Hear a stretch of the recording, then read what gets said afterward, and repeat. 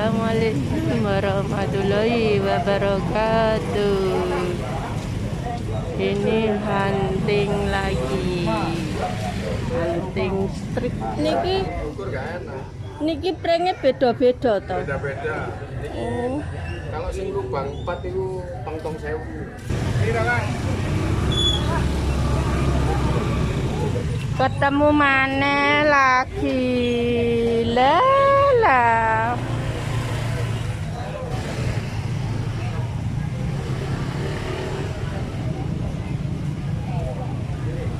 Mana, Pak? Ini ya.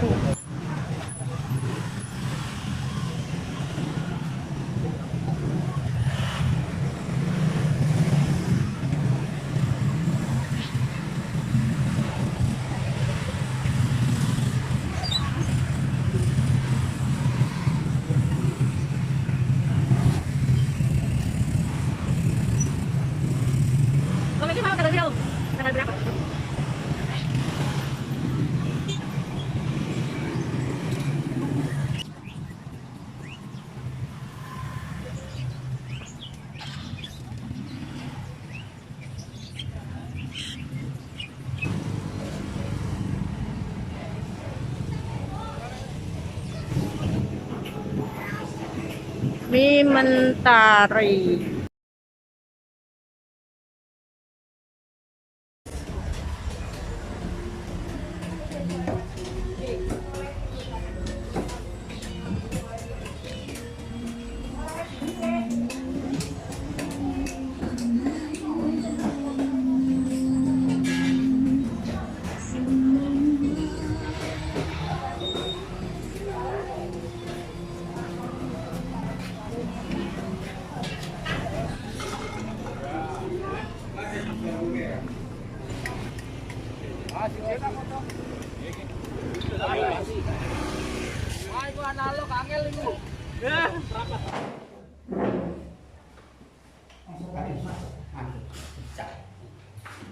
Mulai dari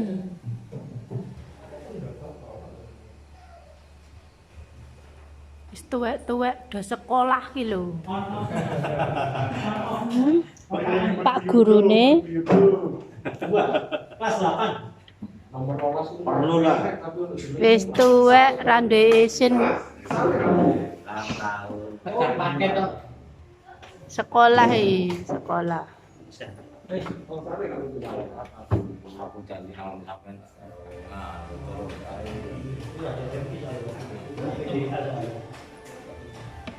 Kelas pinten jenengan?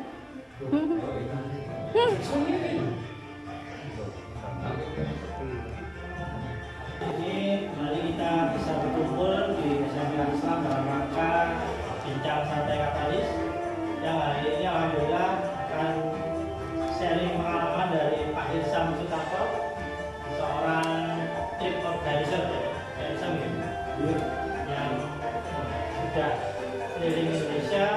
Nanti kita ingin informasi apa itu sih sebenarnya travel fotografi, bagaimana untuk menghasilkan sebuah travel fotografi yang baik, serta mungkin tip apa saja yang bisa kita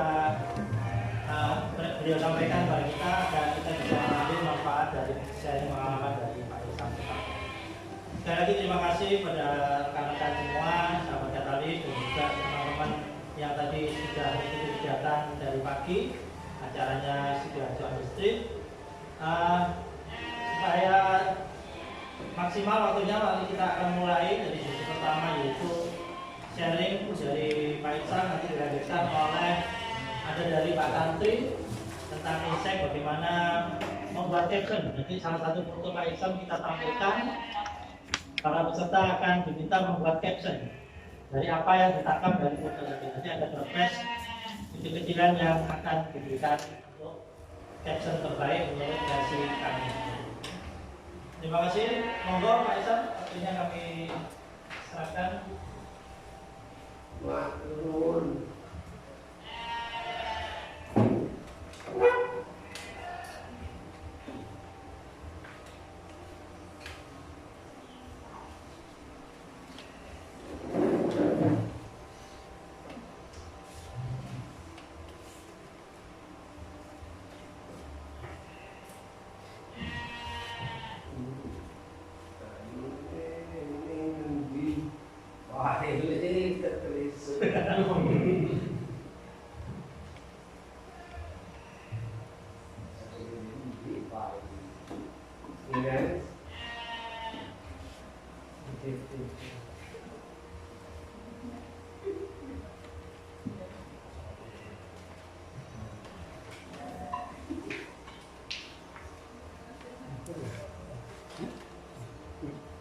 Nggak sampai Mas.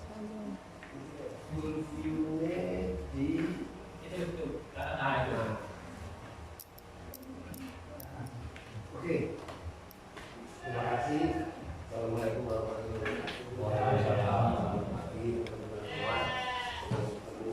Ini kesempatan saya setelah COVID. Pertama kali.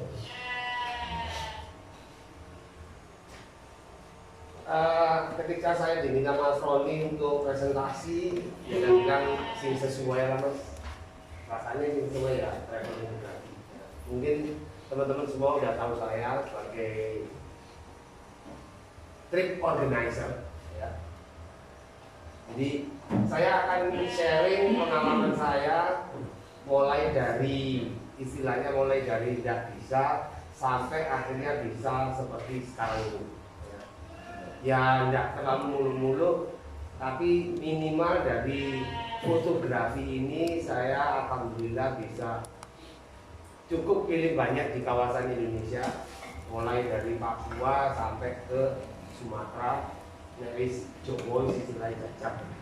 Karena dulu background saya sebelum seorang foto trip organizer ini seorang tour guide. Ya, jadi dulu tour guide. Kemudian karena saya memiliki wawasan yang cukup banyak tentang wisata, ketika saya berhubungan dengan fotografi ini saya topping ke atasnya.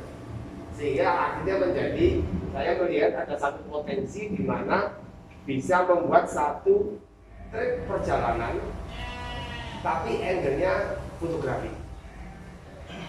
Karena ketika saya sebagai seorang tour guide, wisatawan saya itu wisatawan asing.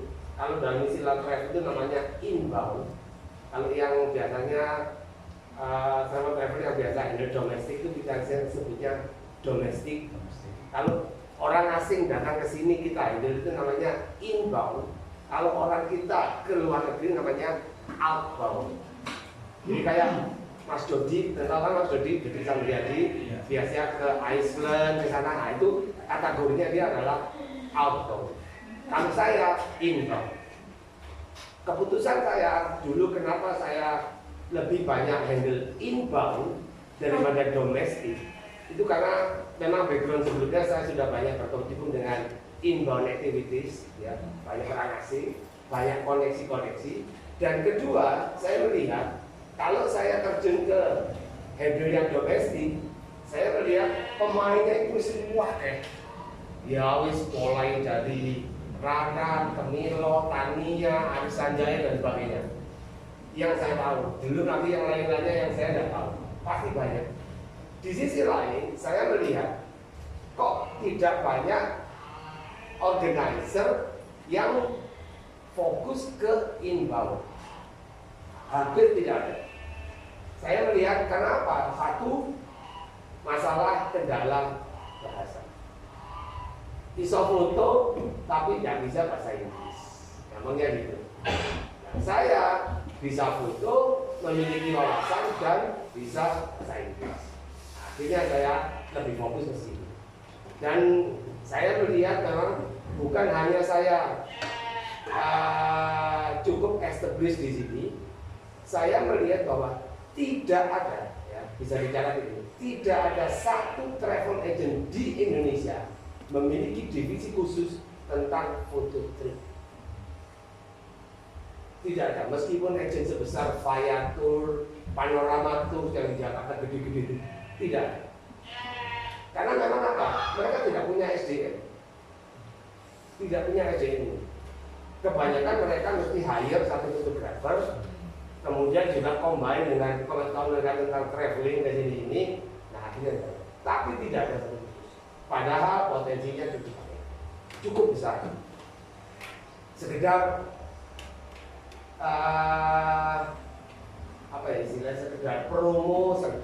encouragement, untuk menyemangati juga. Mungkin ada nanti teman-teman yang berkecimpung. Sebelum COVID, saya tidak menyangka 1 tahun omset saya itu bisa kedua M. Gimana kedua M kalau satu grup bisa minimal 200 juta? Ini omset ya, bukan profit ya. Profit masih jauh tinggi. Tapi minimal saya tidak menyangka bahwa omset itu bisa begitu besar. Kalau 1 tahun bisa 10 grup, per grup katakanlah LLO 150, 200 juta kan juga mencari yang kedua ini. Jadi potensinya kalau digarap secara serius cukup besar. Tentu saja itu persiapan kita itu memang harus cukup. Nah, selanjutnya ketika kita bicara tentang travel fotografi, terutama di forum ini, pasti saya tidak akan berbicara tentang fotografi, karena itu istilahnya pakai handphone pun tidak cukup lah. Nah, yang saya bicarakan di sini lebih ke travelnya. Jadi apa sih travel fotografi? Ya, gampangnya kalau kita rekreasi, tapi kita juga meng-capture foto atau objek-objek yang ada di situ untuk dikemas dalam satu bingkai foto yang nanti endingnya adalah kita tunjukkan ke teman, kita tunjukkan ke sosial media untuk share, untuk mungkin juga feedbacknya nanti kepada kita sebenarnya dalam bentuk profil kita. Karena nanti profil itu sangat erat kaitannya dengan travel fotografi. Oke, hal-hal apa yang perlu disiapkan? Sorry ya, kita langsung to the point aja ya. Hal-hal apa yang perlu disiapkan untuk suatu travel fotografi? Yang pertama, yang paling penting adalah wawasan objek. Anggap kita mau ke seperti foto yang utama tadi, foto ke Solo, Kampung Pekonan, desa Pekonan yang terkenal dengan apa? Kain-kain yang dipipih di pinggir sungai Solo. Nah, kalau kita tidak tahu apa yang akan kita perbuat di sana, ya nanti percuma. Makanya yang harus disiapkan pertama adalah wawasan objek. Apa sih di sana itu ada apa aja? Apakah di sana itu nanti selain nepe, pekonang nepe kain, itu ada angle lain, semua disiapkan. Nah, bagaimana cara menyiapkan? Kita harus mempelajari. Dulu terus terang saya di rumah punya 200 buku tentang wisata budaya Indonesia. Dulu kalau saya tidak punya wawasan atau ide satu candi misalnya, candi di Trawulan, pasti saya akan berusaha cari buku karena di situ informasinya ada. Kalau saya tidak punya bukunya, akan mungkin mahal. Saya cari teman yang punya buku orang Trawulan, Mas ini dulu, Melayu dulu fotokopi. Sekarang jauh lebih mudah. Sosial media, medsos itu memberikan semua ide-ide, semua angle-angle tentang satu destinasi. Di Facebook, di Instagram, TikTok, dan sebagainya. Itu ada semua. Jadi kalau sampai kita sebagai seorang gampangnya organizer cilik-cilikan, kita itu dipercaya dari satu tim atau satu peserta bahwa kita ini dianggap tahu. Mereka itu wis kasarannya toh bentuk apa dari awal, gitu kan. Kalau kita tidak memiliki wawasan yang cukup, pasti mereka akan kecewa. Nah, di sini kita harus mempelajari semua angle-angle. Wawasan objek juga sangat menentukan nanti untuk untuk mempromosikan kira-kira yang menarik itu di mana. Ayo kita hiking Bromo, Bromo wis semua orang sudah tahu. Ayo kita hiking ke pabrik tahu di Priang, belum tentu semua tahu. Padahal pabrik tahu ini sangat menarik. Sudah saya masukkan dalam paket. Ketika saya sounding ke market saya di Cina, mereka bilang very nice, bagus sekali. Padahal ini juga deket-deket sini aja. Bahkan saya juga punya satu paket, ya tidak satu, tapi dalam satu rangkaian itu adalah saya menyebutnya UMKM Sidoarjo, meliputi pabrik tahu, kemudian pembuatan petis Sidoarjo, bisa nanti ditambahkan juga pembuatan gandang di daerah Porong.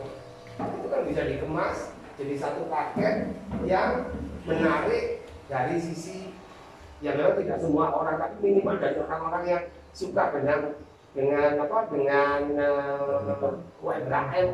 dengan hati itu sangat menarik. Culture bisa. Jadi yang sangat penting pertama adalah tentang wawasan objek. Dan kalau sampai seorang organizer tidak paham betul wawasan objek, itu sangat besar. Karena apa? Semuanya sudah disediakan lengkap di minimal di sosial media. Very good. Membuat mereka ngomong very good, very nice itu. Apa sampai pernah sedikit menyisipkan edukasi tentang pelestarian alam ke Tripanda yang di alam kan? Otomatis kan kita ngundang orang ramean loh, pasti ada timbul sedikit masalah yaitu sampah atau apa. Kan kita kan bisnis oke lah, mikir profit, tapi kan juga mikir sisi lainnya